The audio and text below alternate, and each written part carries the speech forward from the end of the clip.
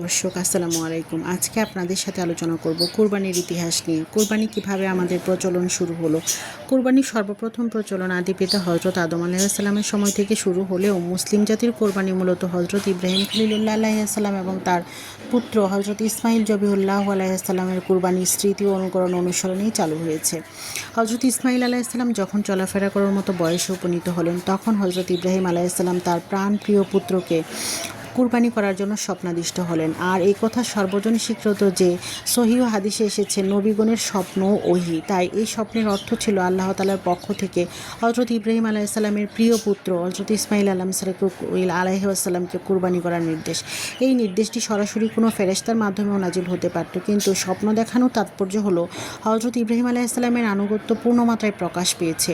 স্বপ্নে প্রদত্ত আদেশের ভিন্ন অর্থ করার যথেষ্ট অবকাশ ছিল, কিন্তু হজরত ইব্রাহিম আলাইহিসসালাম ভিন্ন অর্থের পথ অনুসরণ না করে আল্লাহ তাআলার আদেশের সামনে মাথা নত করেন। আত্মসমর্পণকারী হজরত ইব্রাহিম আলাইহিসসালাম এই কঠিন পরীক্ষায়ও উত্তীর্ণ হন। তিনি পুত্র হজরত ইসমাইল আলাইহিসসালামকে জিজ্ঞেস করলেন, হে বৎস, আমি স্বপ্নে দেখেছি যে তোমাকে জবেহ করছি, এ বিষয়ে তোমার অভিমত কি? পুত্র ইসমাইল আলাইহিসসালাম পিতার এই প্রস্তাবের প্রেক্ষিতে বলতে পারতেন, এটা একটি নিছক স্বপ্ন, বই কিছুই নয়, কিন্তু তিনি তা না বলে অত্যন্ত বিনয় ও আনুগত্যের সাথে স্ত্রী ও পিতাকে সম্বোধন করে বলেছিলেন, হে পিতা, আপনাকে যা আদেশ করা হয়েছে আপনি তা পালন করুন। আল্লাহ চাহে তো আপনি আমাকে সবরকারী তথা ধৈর্যশীলদের মধ্যে পাবেন। সূরা সাফফাত 102। আত্মনিবেদনের একটি চমৎকার নিদর্শন। জনমানবহীন মিনা প্রান্তরে 99 বছরের বৃদ্ধ হজরত ইব্রাহিম আলাইহিসসালাম স্ত্রী ও প্রাণাধিক প্রিয় পুত্র ইসমাইলকে কুরবানি করার জন্য সম্পূর্ণ প্রস্তুত। আল্লাহ তাআলার নির্দেশ পালনার্থে এবং তারই অনুরাগ ও ভালোবাসা অর্জন করার দুর্নিবার আগ্রহে পুত্রকে কুরবানির মেশেই মতোই উপর করে মাটিতে শুইয়ে দিলেন, আর কণ্ঠনালীতে কাটার জন্য বার্ধক্যের শেষ শক্তি একত্রিত করে শানিত ছুরি তুলে ধরলেন। পুত্র ইসমাইল ও শাহাদাতের উদ্গ্র বাসনা নিয়ে নিজের কণ্ঠকে বৃদ্ধ পিতার সুতীক্ষ্ণ ছুরির নিচে স্বেচ্ছায় সঁপে দিলেন। এ এক অভাবনীয় দৃশ্য।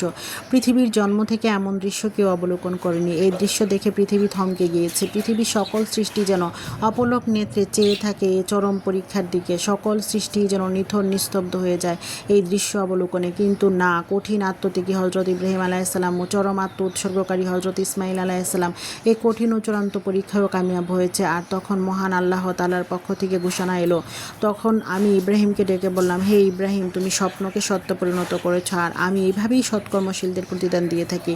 নিশ্চয়ই এটা একটি পরীক্ষা ছিল। অতঃপর আমি এর পুত্র ইসমাইলের পরিবর্তে জবেহ করার জন্য নির্দেশ দিলাম একটি পশু।